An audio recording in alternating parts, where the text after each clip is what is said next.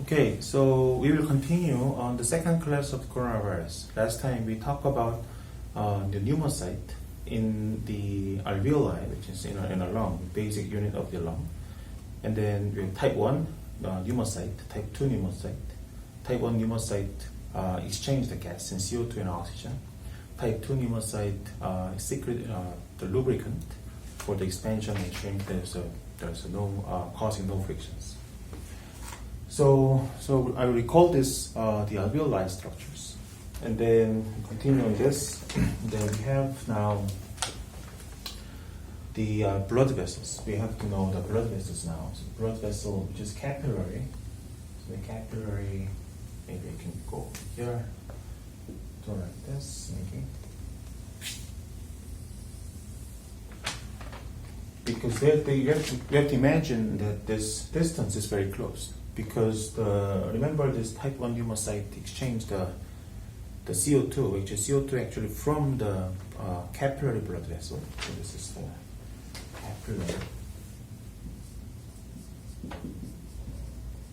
capillary blood vessel. And then they provide oxygen, which is oxygen from our breathing air coming from here. So this very close to each other. And then in a blood vessel, the capillary, I will explain the one particular cell inside the capillary, which is an endothelial cell. So we call these, I'll write down here, endothelial cells in capillary blood vessel. So this specialized cell I'll draw like this way. Also, this is a monomer layer of the cell. So we can repeat this. All this area, 100% coverage. All this area is covered by the endothelial cell. Of course, it's all the surrounding 360 degrees of the tubing inside is covered by the endothelial cells.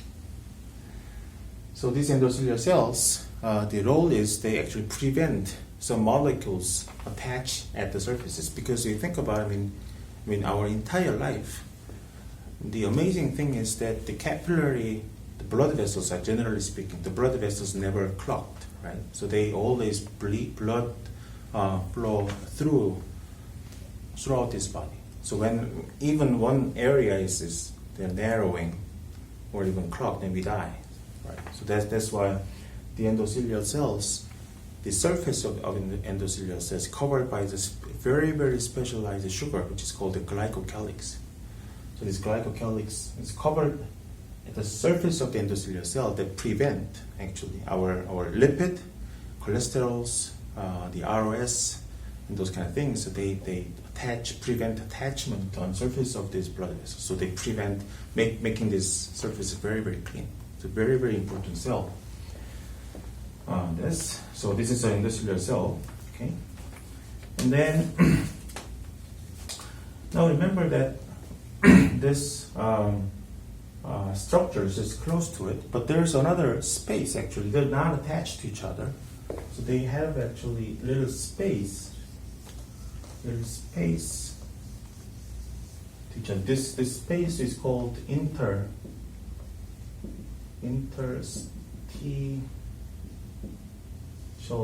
interstitial area, but this actually we call the tissue.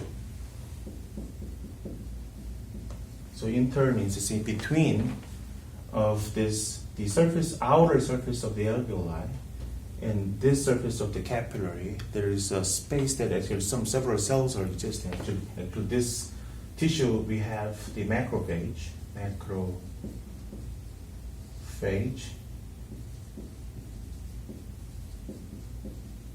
neutrophils. That is the representative immune system involved to cells. Actually, they around here. Okay. Then, based on these structures, so we will continue on this the coronavirus infected. So these coronavirus are now. I'll draw some coronavirus structures here. There are many, right? So at the same time, this all the process that I explained before, the previous class, they kill this pneumocyte type 2 and then they amplify and a number of coronavirus exist. So this, because when we talk about the ROS before, reactive oxygen species, like these foreign particles recognized by the macrophage that is existing in interstitial tissue. So this, the macrophage now, this macrophage, if I call this macrophage, and they also engulf all the entire particles of the coronavirus, right? And then what happens is now I mentioned before they alert the other cells that he has the coronavirus, and this is the cells secret the cytokine. That's why you now know the cytokine storm in the several videos about cytokine storm. This is protein that secreting the cells, such as the cytokine has a lot of different proteins, but we call IL-1, interleukin. This is interleukin 1, 6, and TNF alpha that I explained before. So these are secreted by the macrophage, but not normally secreted these cytokine from the macrophage. Only they're accelerating process when this macrophage are actually doing some immune protection system. In this case, it's coronavirus invasion. So this the macrophage secret 1, 6, IL-1, 6, and TNF alpha, and actually this is called the inflammatory mediator. Inflammatory mediator.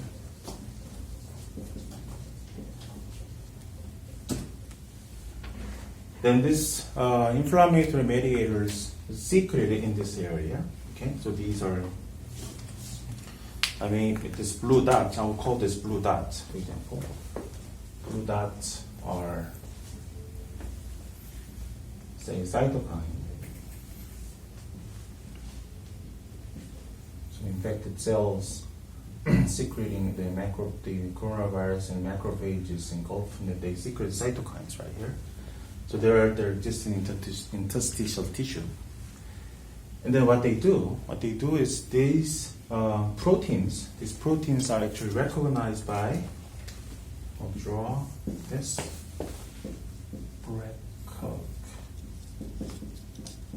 recognized by ECs, endothelial cells in the blood vessels. Now the bad things are happening. So first bad things, as I explained, pneumocyte type 2 goes in there. This type becomes host amplified coronavirus, so that 1 becomes 2, 2 becomes 100, 100 becomes 1,000. And these thousands are existing, so now the macrophage plays a role, and they engulf, they secrete cytokine.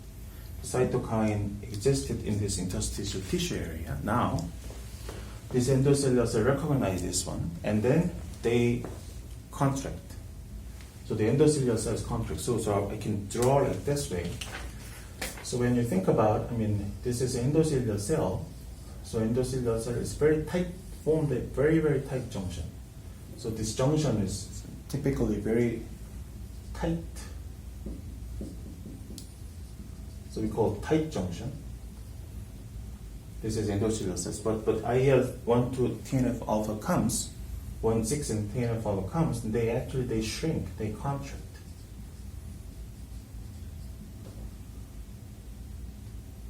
Okay, so that means they becomes little small. Okay, little small. The cells becomes a little small, and then that means as a result of this contractions of endothelial cells, you can actually have a space. So this fluid comes in here. So in this case, fluid comes to which directions? Actually, this fluid actually goes to, this is capillary blood vessels, so fluid actually goes to the interstitial tissue area. So that's why, generally speaking, this is not difficult to understand. Actually, we have some scratching here, right? And then you have a swelled, right? Swelled in your skin because of the same things actually. Because the swell means is water comes in the area that is the blood vessels, and here they actually contracted because there's a macrophage involved secreting cytokine, and then cytokine tells the endothelial cell in the nearby of the blood vessel contract, and then fluid comes to the area of your scratch. That's why this tissue becomes swelled. Same thing is in here. Same thing is in here. This area becomes swelled. So there's a swelling. There's a swelling decrease actually. Decrease gas exchange. Now becomes a problem. Now becomes because of this fluid comes from this capillary out from the capillary blood vessel. These are more generally a little bit less than fluid, but they have a lot of fluid comes in and then becomes swelled in here. So of course you can imagine that the space between this area becomes larger. So that the space and the distance is very important to exchange the gas between the CO2 and oxygen. But this is a lot of water, fluid water comes and they becomes a little longer distance, and then the gas exchange becomes more problematic situations here. So that is now things are some problems that are happening here. Okay. Also, this the permeability, so that this swelling actually produce more different increase pressure, right? Because a lot of water here, we have a capillary which is it looks like a can imagine like a solid. Also, this alveoli is also solid, and then from the capillary, the fluid comes in between this area. So that's why in the overall system here we have now, because of the lot of fluid system, they start to provide an increased pressure. So that's why this alveoli is now susceptible to compress. Okay. This is problem of the pressure. Okay. So this pressure it's called, this is alveoli. So this now becomes alveoli edema. Right, this is alveoli edema. And then also this, because of the increased fluid, that also result in causing decrease lubricant, which is very, very important. So it's difficult to breathe if there is no lubricant or less amount of lubricant. We feel extreme pain when you inhale and exhale. Then because of the lubricant, because we don't feel any pain, but we have a lot of fluid comes in, and the overall concentrations of the lubricant decrease also. And more importantly, we have the type 2 pneumocyte is killed by this coronavirus. This is a role of this pneumocyte 2 is secreting, generating the lubricant. So there's no source, less source of the cell that secreting lubricant. Also even existed lubricant in there, but because a lot of fluid comes from the blood vessel, so the local concentrations of the lubricant decrease. So that's why we feel the pain now. Pain when breathing. So that's why the media tells when you inhale and large, and then you feel the pain, then that is one of the important symptoms of the coronavirus infected. So that's why we have already, when you feel the pain in this step, it's already all the process happens. So you have got a coronavirus inhale, attacking type 2 pneumocyte, and then amplifying the coronavirus. Macrophage immune system comes in, they engulf, providing the cytokine contract this blood vessel and then make a tight junction is making a loose junction. Fluid comes in here at the interstitial tissue and then provide a pressure. And so decrease the leakage. So all this process has already happens. That means you have 100% infected by the coronavirus. Okay, so I redraw to highlight this area. This is again a capillary blood vessel, and this is the alveoli surfaces, and this is the interstitial tissue area, which you have a macrophage and neutrophil. So I'll draw another the cells, which is immune cell we call the neutrophil. Okay, so the macrophage engulf, macrophage taking up the virus, producing the cytokine, which is a blue dot here. So this is also the blue dot, this cytokine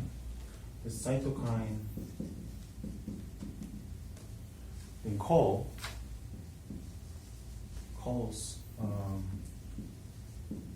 neutrophil because the one of the role I've explained this neutrophil is they actually produce this neutrophil produce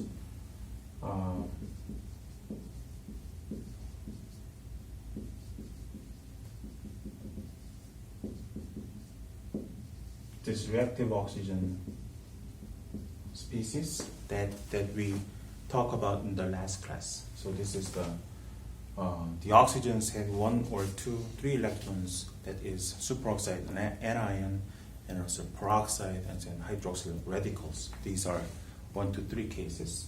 They actually neutrophil produce reactive oxygen species because these ROS basically damage proteins,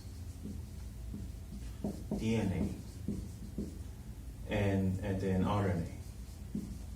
So the proteins in this case will be a lot of abundance of the coronavirus in this case, coronavirus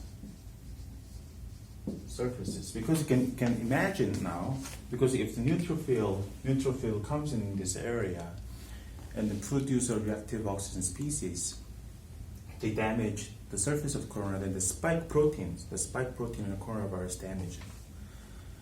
So when the spike, even the coronavirus exists, this spike protein is very important to actually go inside the pneumocyte type 2, but they damage this proteins, then this actually virus, we can think the virus is considered as the killed virus. So this reactive oxygen species is very important. So these now, the macrophage and neutrophil in this area, they're attacking to the virus. But now, when the virus is very small number, small copies, it's okay. These two cells can handle this the invaded virus. But the problem is now, this coronavirus is not a usual virus. They have so fast to amplify. That's why they produce a lot of cytokine. That is called cytokine storm. The cytokine storm also very, very dangerous in our health. The problem is so many attackers is come, and the neutrophils are producing actually so many. In this case, is concentration of the ROS. Also, they also produce the protease. Protease is the degraded protein. So that's why now everything has to be healed, but it's now so many ROSs comes. But now think about it. And this ROS, this is concentration is increased because of the so many number of the coronaviruses come. And this ROS is a very, very small molecule, right? Imagine this. Remember that this very, very small gas, right? Like this. Or H2O2. This is all the reactive species that can reacting to anywhere. But the molecular weight is very small, so they can diffuse everywhere. They can diffuse in the ROS also here. They can diffuse everywhere. So diffusion is not limited. So generally speaking, if you have less copies of the coronavirus exist, and then you have a certain concentration of ROS is just produced. But in this case, so many copies are in here, and ROS is proportionally produced. So this excess amount of the ROS problem now, the really important thing is they actually kill everything because of the ROS. So kill, say, I will also kill or damage pneumocyte type 1 and type 2. So there's a real problem now. So all the cells are dying here. So this alveoli basic function is basically gone. But not only this, I'll explain one more thing. Although again here, after this, we have say the alveoli surfaces. Now the ROSs come. So they make all the damaged cells, so they becomes a debris of the cells. It's because they killed and the cells are chopped it out by this ROS, and also protease by the neutrophil. So they chopped up, so the cells are here, but cells and also other debris come. So debris of the cell. So the cell debris can be sometimes lipid, protein, and polysaccharide, everything from the cell, because cells are punctured, right? You can imagine all the things are here. What we did just discuss about 5 minutes ago is the interstitial tissue. There's a lot of fluid. Also, the fluid is high. But you can imagine that there's a lot of water. The outside is a lot of water, and the inside there's a membrane of the alveoli. There's also chopped out proteins and polysaccharides and lipids and things. The molecules are here. Basically, the molecules are concentrated inside the cells. They can do the metabolism of the individual cell, but they kill and they release all the components. So the component is now everywhere. What happens now is, because now we have molecules in water, then we called osmosis pressures comes. Right? You have some concentrations in, you have a membrane, you have the water with a lot of molecules, and membrane with no molecules here. The water is inside, goes in this area to dilute this area. So now this is all the water fluid. This is fluid direction.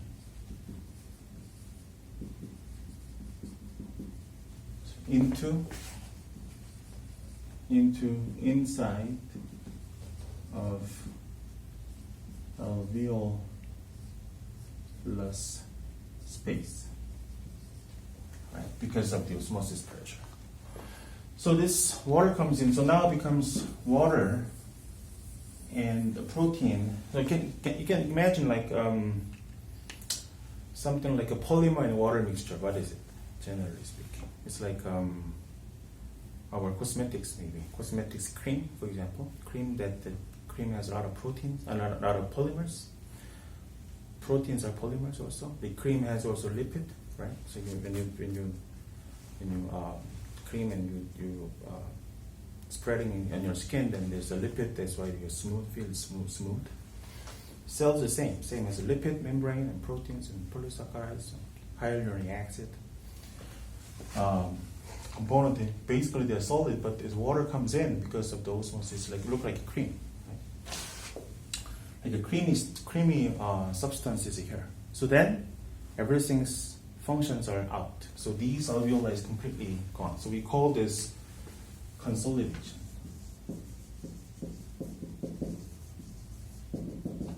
Consolidation of alveolus space. Consolidation is really the end of the phenomena that coronavirus affecting the alveoli structures. So these once these happen, there's no go back. So there's no functions, and the restoring process is gone. So you basically lose the alveoli functions. So if that happens in many areas of your line of lung, they cannot go back actually. So even if your coronavirus is gone because of the immune system, our immune system is very excellent to kill everything. But once this consolidation alveoli is happening, so there is no go back. So that's why there's irreversible, certain levels of irreversible process of happen. So that's why we have to be very careful not to be infected by the coronavirus. So this consolidation again, I mean, it's just very easy to think about. I mean, the CO2 basically O2 exchange, not happening. So it's not happening, right? It's not happening. Also, or other. Well, basically, this is all the important function, but other things are basic functions of the lungs as well. So this is the basically all content that I explained to you. So let's summarize.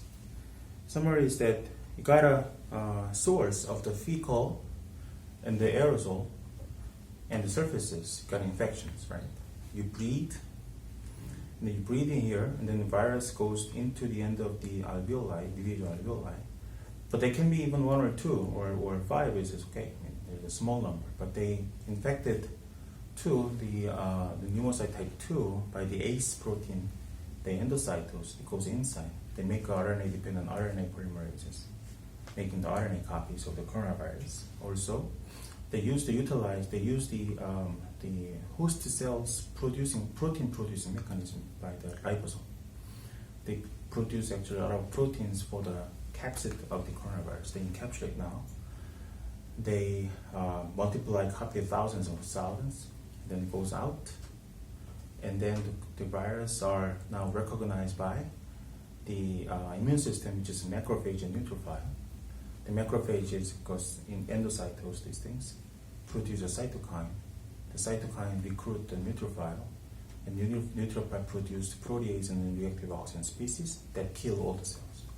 And the killed debris of the cells and existing cells becomes not, it's not a living thing. Now it becomes a simple molecule with no functions. And then the fluid comes in here. This fluid comes from where? It's from the capillary blood vessel. The capillary blood vessel is usually normally in tight junction, but because of the cytokine they shrink, then fluid goes in there. So that source of fluid goes in, compress this alveoli, it goes in here because of the osmosis pressure, and then becomes like a creamy consolidation happens. That is the end of the resulting of the coronavirus infection. Okay, so this is the end of the lecture, and then we will resume the topic that I announced the last time, back to the chemical biology class again. Okay, thank you very much.